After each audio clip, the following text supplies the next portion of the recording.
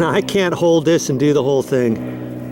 I don't have 3 hands, but see how I've got this located in there, like that, underneath this root. That's why I didn't want it too close here. I want it over here for a long sweep. And well, maybe I can do this part right here. I'm laying down on my belly. So take this, and I'm gonna push it in. Oh, probably right in there, right about there.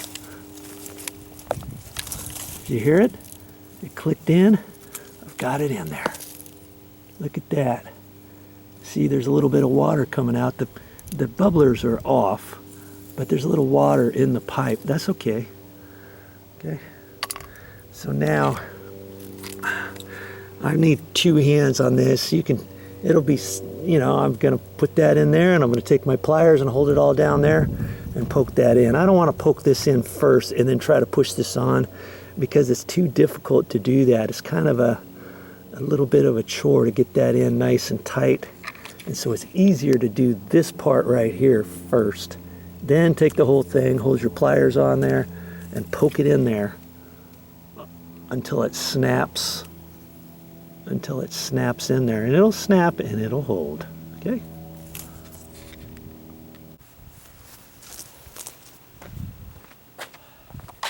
It's hot today too. This concrete is pretty hot, but hey, it is what it is, right?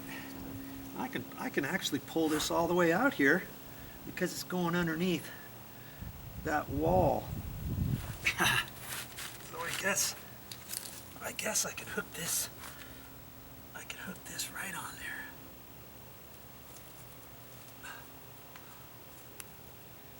there. Just like that. Okay. Now I can push that back, and I could probably do it without the pliers. I'm going to try without the pliers first. Sometimes I can snap it, other times I can't. We'll just see if I can here.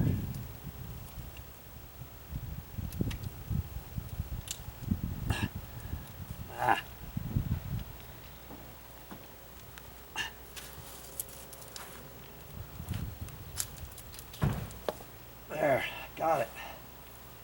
Okay. I was able to snap it after all without using my pliers.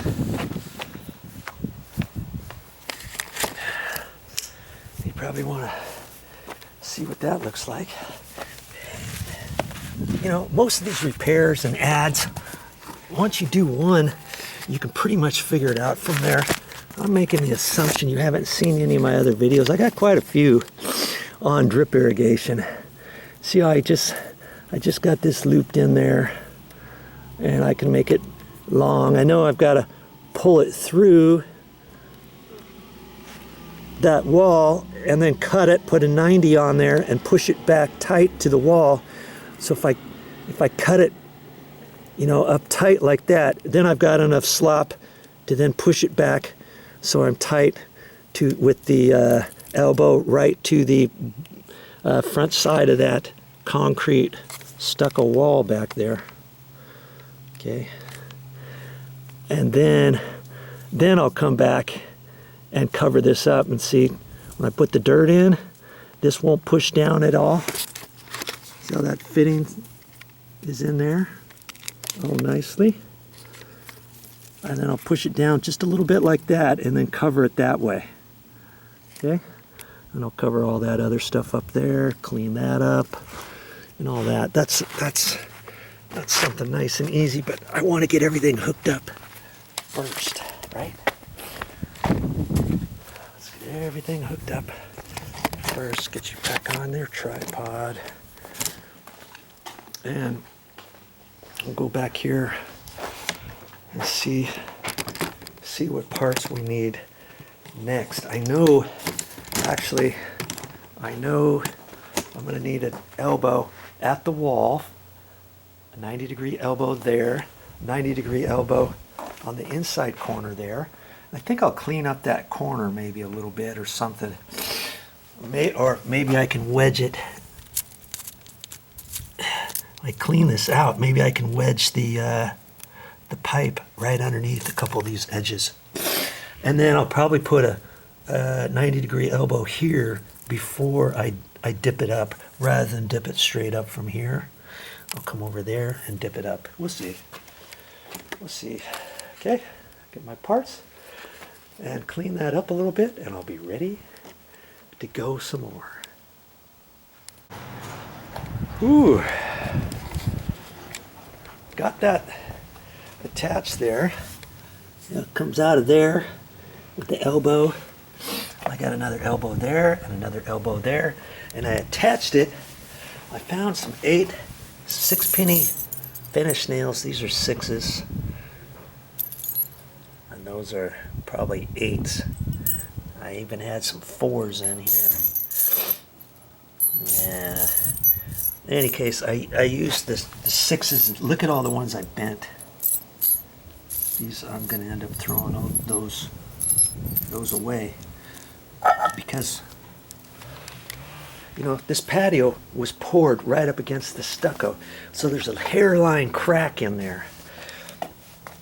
And I tried to get the pipe down as low as I could, and I put this in at an angle, put the little finish nails in at an angle, and got in that crack, tap, tap, tap, tap, tap, and then kind of bent it up a little bit, and it's pinched it just a hair, but not enough for it to leak or anything.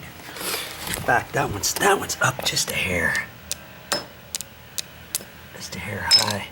And I want to get enough friction. I want to get enough friction on there to hold it up tight to that. So I did it there, there. So you can't even really see them, can you? And then there's a nail. There's a nail right there. Oh, and there.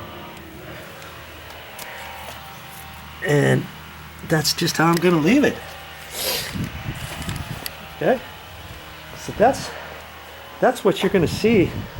You don't even really see it too much as you're walking around. And then I've just got it looped up around the back. And I could have came across with another elbow here, another elbow there. I didn't want to do all that. Okay? Then I'll take this and poke it down in between the plant and get it over in here, cut it off.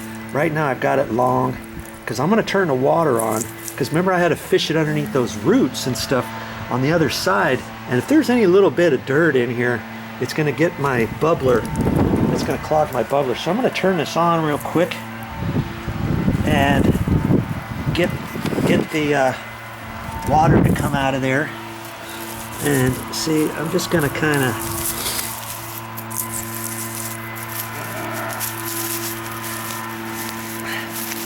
I want to get this as low as I can. See, I'll just have it up in there like that.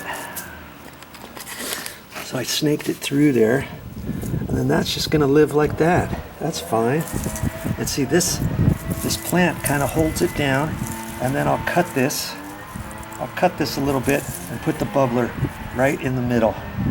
And I think I'm going to do a half-gallon bubbler, half-gallon per hour bubbler, and then I think a gallon bubbler is going to be too much, and it's going to fill up with water. Granted, this particular pot has a hole in it, and it's got a container down there, so I'm not going to be around, but I think a half-gallon per hour is going to be just fine there. So before I do that, I'm going to turn the water on and flush that pipe out. Okay, I got it. Water's coming out of it just fine.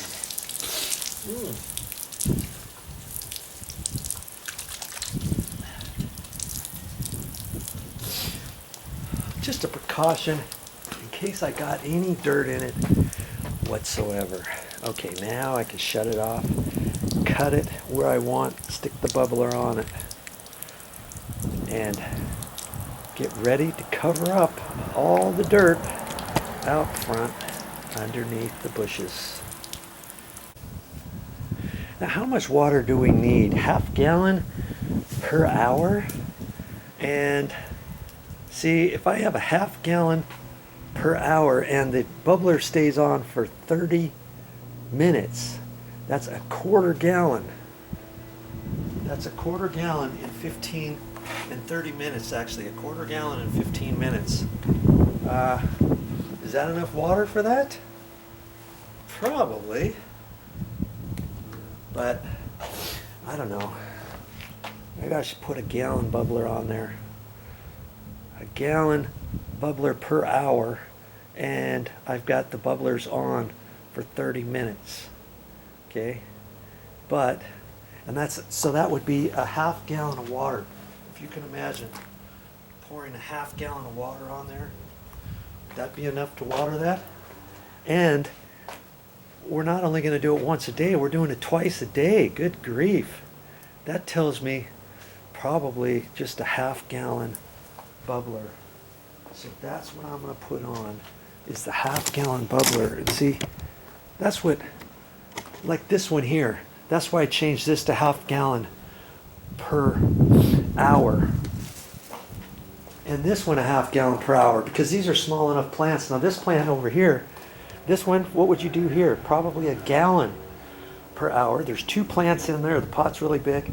I'll put a gallon per hour bubbler on there. There's a bubbler on there already. I don't know what it is, but I'm going to be redoing that in a minute. I'm going to take this pipe off. I'm not really going to show you this one. I'll just show you the very end product. And I can put it in here. I've got to dig this out a little bit. Some of the felt paper is all, felt padding in there is all kind of worn out. Shouldn't take me too long. I want to replace this because the painter painted this and they painted the outside. I don't know why they did that, but hey, accidents happen. I could clean that all off, but either way, I want to get it repositioned down in there, which means I have to put a 90-degree elbow in there and stuff. And I'll just use a new piece. I can save that old piece, you know, for some patches that I'm going to cover up under the ground. Okay. All right, I'm almost done with this project.